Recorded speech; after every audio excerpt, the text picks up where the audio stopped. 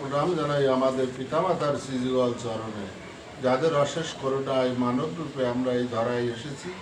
প্রণাম জানাই বাবা হরিচাঁদ, শান্তি মাতা বাবা গুরুচাঁদ, মাতা সত্যভামার শ্রীযুগল চরণে। প্রণাম জানাই গুরু গোসাইদের শ্রীযুগল চরণে। প্রণাম জানাই যেখানে যত হরিভক্ত আছেন এবং যারা আমাদের এই ঠাকুরের গ্রন্থ পাঠ শুনছেন তাঁদের শ্রীযুগল চরণে।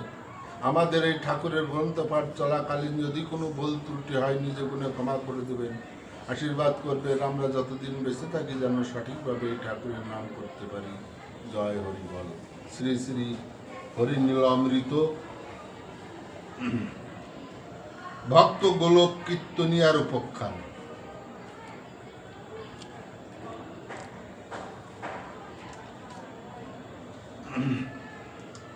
এদেশে আসেন তিনি রাহুত খামার, এই গ্রামেও এসে থাকে মৃত্যুঞ্জয় ঘর। সেই ঠাকুরের ভক্তি কর মহাশয়, মহারাজি আইতে পারে যদি দয়া হয়। গোলক বলেছে আমি ঠাকুর না মানি, ওর মতো ঠাকুর কত মোট বইতে জানি। তাহলে বলছে যে তুমি ওখানে যাও, হরিচাঁদ ঠাকুর আছে ওরাকান্দি, তোমার এই রোগ তুমি ভালো হয়ে যাবা। তখন এই রাহুত খামার হচ্ছে মৃত্যুঞ্জয় গোসাইয়ের বাড়ি। এই মৃত্যুঞ্জয় গোসাইয়ের বাড়ি ঠাকুর ঘন ঘন যাতায়াত করে। তাই একজন বলছে যে ওই ঠাকুর রাহুত খামারের মৃত্যুঞ্জয়ের বাড়ি আছে, তুমি সেখানে যেয়ে দেখা করো, ঠাকুর তোমাকে মুক্তি করবে। গোলক কীর্তনে কি বলছে যে ওর মতো ঠাকুর আমি মানি না, ওর মতো ঠাকুর আমার মোট বইয়ে বেড়ানোর জন্যই কত নেই।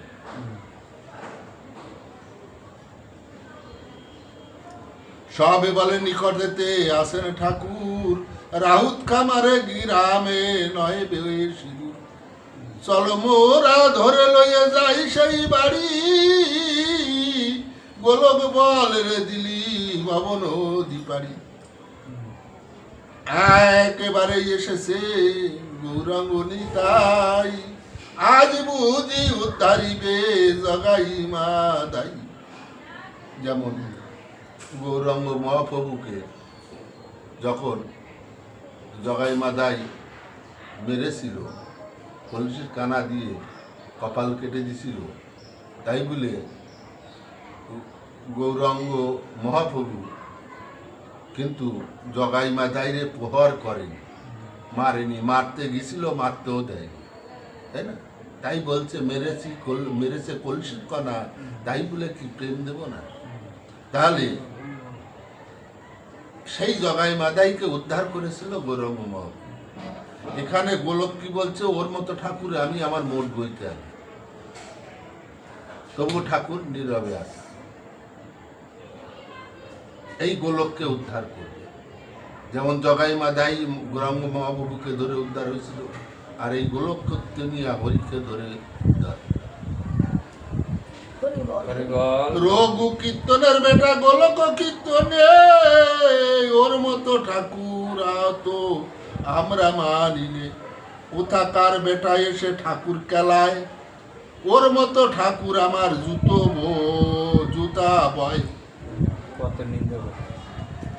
এ মতো লোকে মোর নারদার ভাই, ওর মতো লোকে মোর পা ধুয়ে বেড়ায়। যত সব মূর্খ মিলে ঠাকুর করেছে, ঠাকুর আলী খাটে না এ গোলকের কাছে। ও ঠাকুর যে মানুষ আমি সেই মানুষ, আমি বুঝি নারী ওই ঠাকুর বলছি। ওই যে ঠাকুর ও মানুষ, আমি তো মানুষ, তো ও কিসের ঠাকুর? তাহলে ও ঠাকুর, আমি কি নারী? আমারও তো দুইখানা হাত আছে, ঠাকুরের দুইখানা হাত।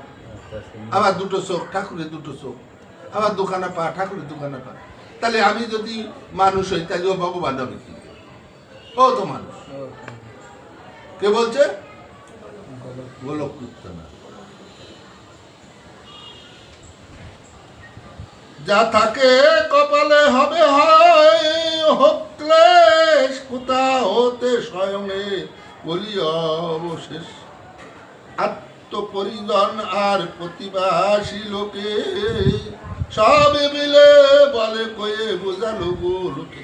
এখন এই গোলক এই কটু কথা কোনগুলো যখনই বলছে, এখন এই গোলকের আত্মীয় স্বজন পরিজন যারা ছিল আসেন মানুষ, তারা সবাই ঠাক বুঝাচ্ছে তুই এইরকমের ভাষা বলিস না, তুই চল তোকে ঠাকুরের কাছে নিয়ে যাই, তুই চিরমুক্তি পেয়ে যাবি।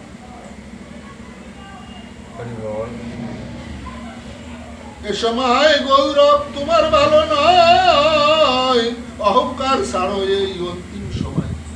এই যে গৌরব তুমি করতেছো, এই যে এত বড় বড় কথা ঠাকুরের নামে তুমি করছো ঠাকুরকে, এই যে তোমার তো এখন শেষ নিঃশ্বাস ত্যাগ করার সময় এসেছে, তুমি তো বাঁচবা না। তোমার এই অন্তিম সময় এত বড় মানুষতা দেখানো ভালো না, এত অহংকার ভালো না। তুমি কি করে তার শ্রীচরণের ঠাই পাবা, তার কৃপায় বসে তুমি মুক্ত হবা, সুস্থ হবা, তুমি সেই কামনা করো। তুমি না করে তুমি উল্টে তাকে যত কুমন্দ কুকথা বলছো। এইগুলো এই গোলক কীর্তনের আত্মীয় স্বজন যারা আছে তারা গোলক কীর্তনিয়াকে বোঝাচ্ছে। অসুরত্ব বীরত্ব এখানে পরিহরি, আত্মশুদ্ধ করিয়া বলো হরি হরি। ঠাকুরের নাম হরি যায় হরি নাম, ইহকালে পরকালে পুরে মনুষ্কা।